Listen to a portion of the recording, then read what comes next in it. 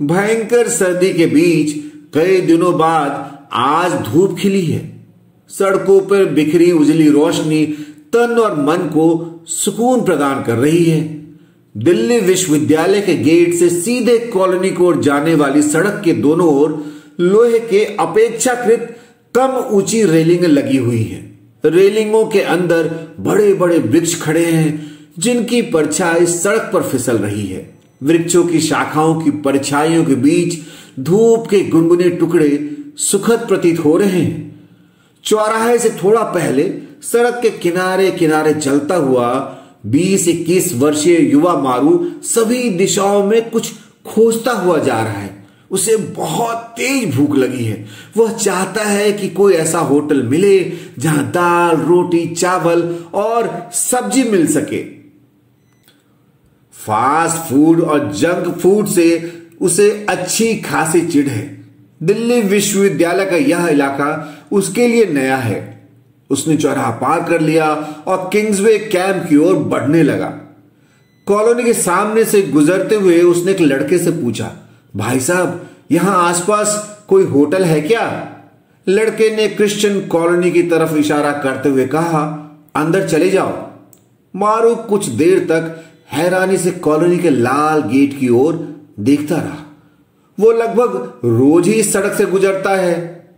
पहले भी कई बार उसने इस लाल दरवाजे को नोटिस किया है, मगर वह अंदर घुसने की हिम्मत कभी नहीं कर पाया था। आज पहली बार उसने कॉलोनी में प्रवेश किया है। अंदर का नजारा देखकर वह आश्चर्य से भर गया। छोटी छोटी गलियां और भीड़ भाड़ देखकर उसने सबसे पहले यही सोचा कि यहां कोई कैसे रह सकता है। फिलहाल वो थोड़ा आगे बढ़ा। पूछते पूछते एक पतली गली में दाएं हाथ पे मुड़ गया। पंडित जी का होटल पूछते पूछते वह होटल तक पहुंच गया। उसने देखा कि जगह जगह कई लड़के भोजन कर रहे हैं। उसकी मुलाकात एक अधेड़ावस्था व्यक्ति से हुई। उसने कहा, मुझे भोजन करना है। एक थाली कितने की है? 20 रुपए की एक थाली। तो आप एक थाली लगवा दीजिए।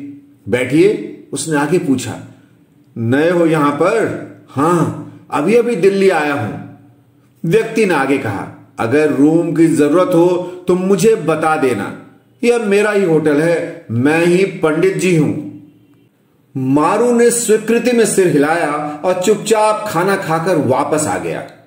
कॉलोनी के गेट के पास वाली दुकान से उसने सिगरेट ली और वहीं खड़े होकर सिगरेट पीते पीते कॉलोनी का अवलोकन करने लगा।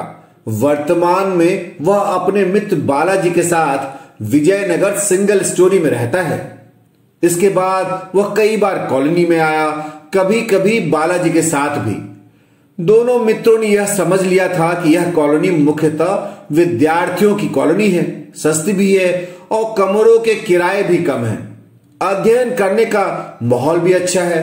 एक विद्यार्थी को और क्या चाहिए? फिर कुछ ही समय तो रहना है यहां। मारू और बालाजी विजयनगर छोड़कर क्रिश्चियन कॉलोनी में रहने आ गए। कॉलोनी के गेट के पास ही एक बिल्डिंग के चौथे तल पर साथ साथ रहने लगे। यहां कोई रोक टोक ना थी। 24 घंटे आप पूरी तरह से स्वतंत्र थे।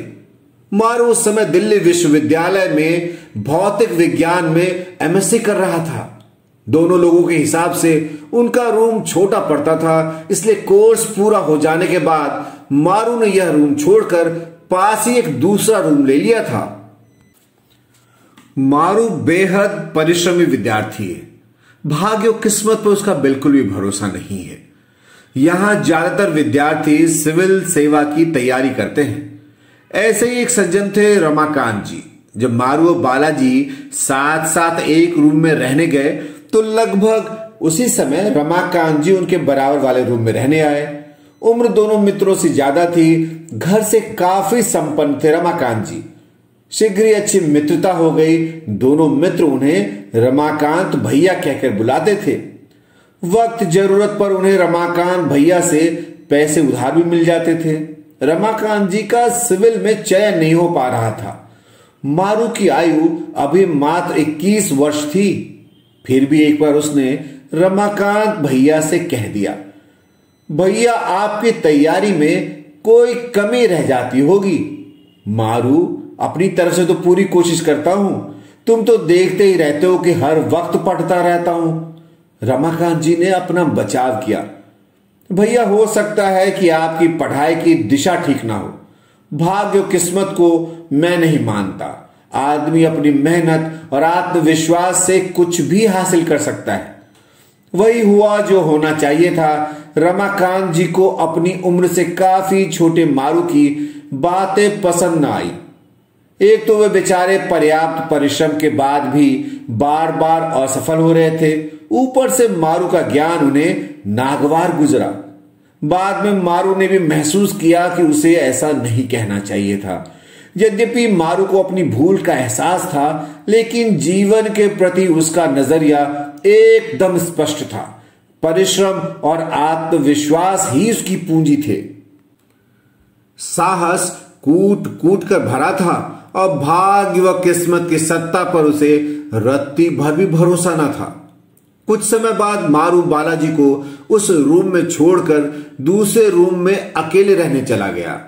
दोनों मित्रों के दोस्त बनने लगे थे। ज्यादातर लोग सिविल की तैयारी कर रहे थे। एमएससी के बाद मारू ने आगे कोई कोर्स नहीं किया और न ही किसी प्रतियोगी परीक्षा की तैयारी। कुछ रचनात्मक क्षेत्रों में काम करने का सपना लेकर उसने लगभग 3 साल तक पढ़ाई छोड़ दी।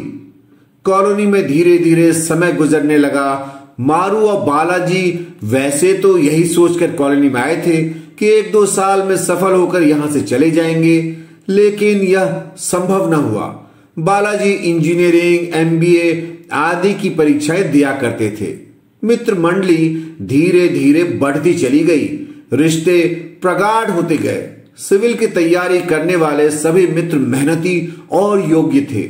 सभी मित्र जी जान से अध्ययन करते, गप्पे लड़ाते और रात रात भर जागकर परिश्रम करते, लेकिन कोई भी अपनी मनचाही सफलता प्राप्त नहीं कर पाया। पर उम्मीद सभी को थी। अब कॉलोनी अच्छी लगने लगी थी, घर जैसा लगने लगा था। यद्यपि अभी इनमें से किसी को पूर्वानुमान नहीं था कि कॉलोनी अब इन्हें छोड़ने वाली नहीं। किसी ने सपने में भी नहीं सोचा होगा कि जीवन का बहुत बड़ा हिस्सा इसी कॉलोनी में गुजरने वाला है। एक समय ऐसा भी आया कि अब अध्ययन कार्य पूरी तरह से नियंत्रण में था। आखिर एक पुस्तक को कितनी बार पढ़ा जाए, इसलिए धीरे धीरे पढ़ाई के साथ साथ मस्ती बढ़ने लगी।